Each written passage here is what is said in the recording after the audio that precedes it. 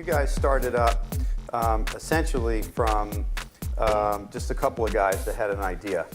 And you would be considered a woman-owned emerging manager yourself, but you didn't really take advantage of any of the emerging manager programs that were out there.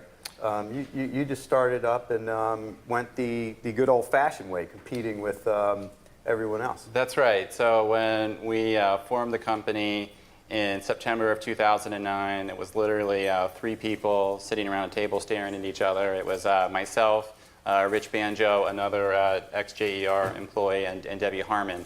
And so we had a pitch book and an idea about what we wanted to do. But the first thing that we did, like most people, started a new company. We went to the limited partners to find out what was working and what wasn't working. We were also thinking about investment themes and exploring different ideas and strategies that we thought would work in this new environment.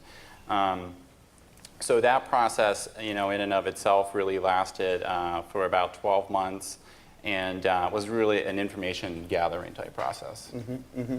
And then one of the platforms that you have is actually managing the Emerging Manager Program for a large pension fund. Can you maybe give us a little bit of background on how that came to be and how that fits within your strategy of running your existing funds?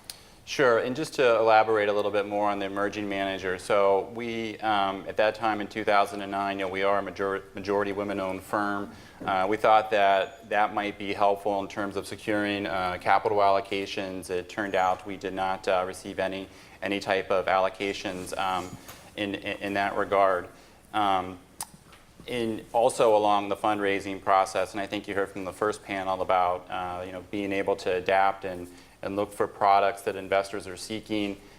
We were aware that there was one large pension fund which was in the market looking for an emerging manager type program. We did submit and apply to that, and we attacked that very differently because we were in the market at that time for an opportunistic type fund vehicle.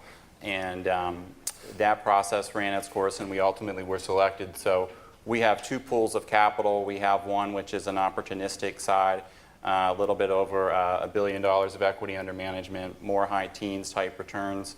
And then we have a core plus return, which focuses on emerging managers, and that's more 10 to 12% returns. Mm-hmm. But we thought, again, on your point on emerging managers, we felt that our prior experience at the J.E. Robert companies, where we are an allocator of capital, so we know and recognize that when you work with operating partners, a lot of them have that eventual goal to progress through the cycle, and to ultimately they want to go to institutions themselves. So we thought we had some unique insight onto that and how we could help them ultimately get to that spot, recognizing this is how the process works. Why try to fight it? We should enable these people to ultimately want to get to that spot. Mm-hmm.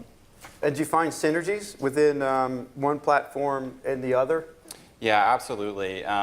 So again, at the J.E. Robert companies, we were all focused on opportunistic investing. We had, I think, about 8 opportunistic funds. And what we found when we added our Core Plus fund with our opportunistic funds, we find partners that see a number of deals within the market, everything from Core Plus to opportunistic. And we want to be that preferred capital provider. So when they see a deal, whether it's Class A minus property or whether it's true opportunistic, they pick up the phone and they call us. And we found to date we have a number of emerging managers who started in our Core Plus fund, have also joint ventured with us on the opportunistic side. So we see a lot of synergies between those 2 business lines. Mm-hmm. So let's talk about how you were able to build out your team. And what your philosophy was when you started out, what you started with from the standpoint of human resources and your team, and how you built that out over a very short period of time to get from 0 to a significant amount of assets under management of a wide range of property types. Yeah, and I think that all starts with our 2 co-founders, Debbie and Penny. Both have been in the business for 25 plus years. Both have built large, successful companies.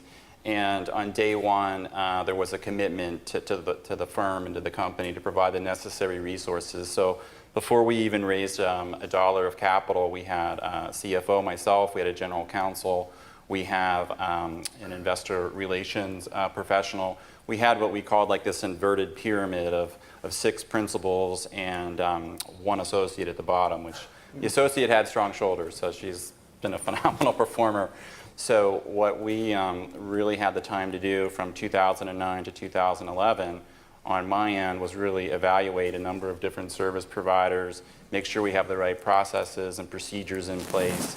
And that was extremely beneficial in the capital raise process as well. I think as a first-time fund, you have many challenges, even though you know the investors in that community. You still have to go through your track record. You have to talk about your new investment strategies and how you can execute on those and how you can implement them. But back office, as we've seen, the underwriting continues to be more and more intense by the investors. And there are a number of questions centered around the back office. So I think to the extent that you can have a general counsel and a CFO in place day one, I think it shows a lot of commitment from the founders. And it's usually resulted in a checking of the box from a number of the LPs' perspective. When it came to your raising capital, how much were you influenced by investors in the marketplace as to your fee structure versus how much that maybe that wasn't an issue? Well, I think we had to really, the fee structure, I think our biggest change was we operated before under the so-called deal-by-deal type promotes. Mm-hmm. And with ILPA principles and a number of things that have come out, and even just managing the deal-by-deal promote. So as a CFO conference, mm-hmm. you can relate to how challenging that is from an allocation of expenses and actually paying it out. We did switch to the fund or portfolio wide. So that was, I think, an easier switch for us.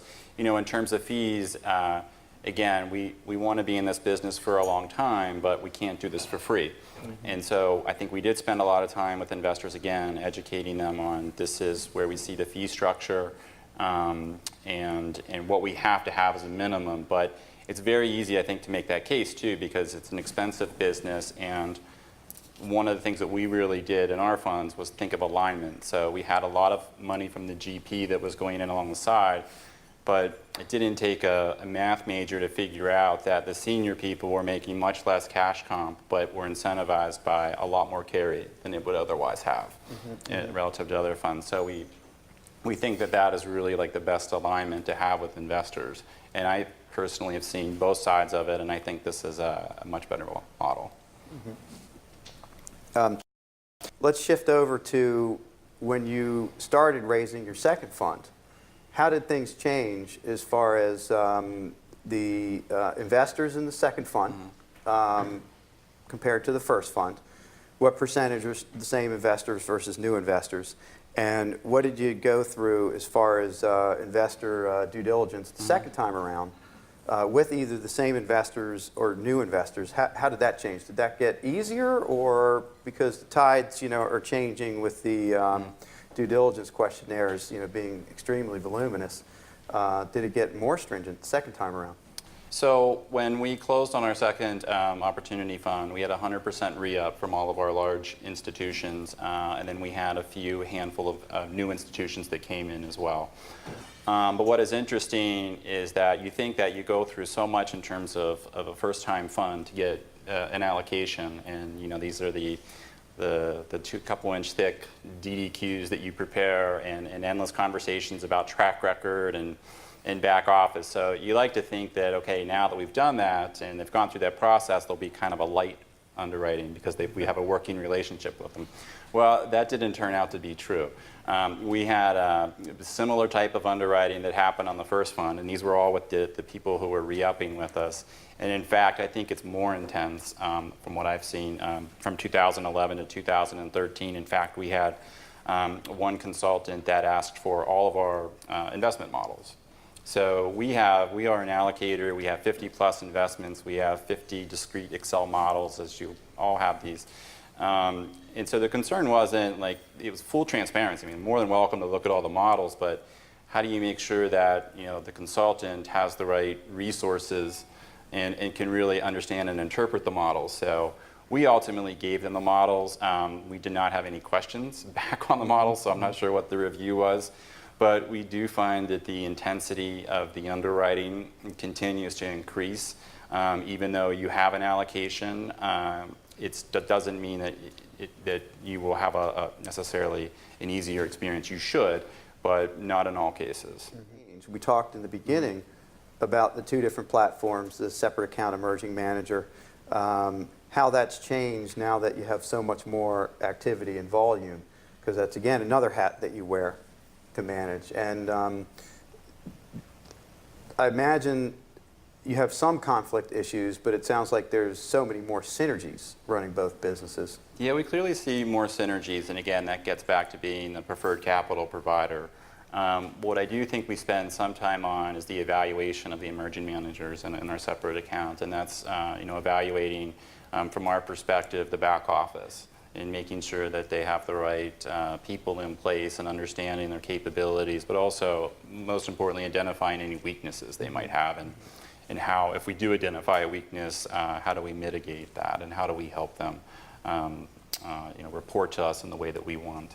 So we do spend a lot of time on that side, but again, I think that's a good practice to have, whether or not it's an emerging manager or a seasoned operating partner in our fund business. Right, right. And on the emerging manager program, it's a core plus strategy versus yeah. in your other funds, it's more of an opportunistic That's play. right. So you would think you would spend less time on a core plus, but you spend a lot of time incubating that.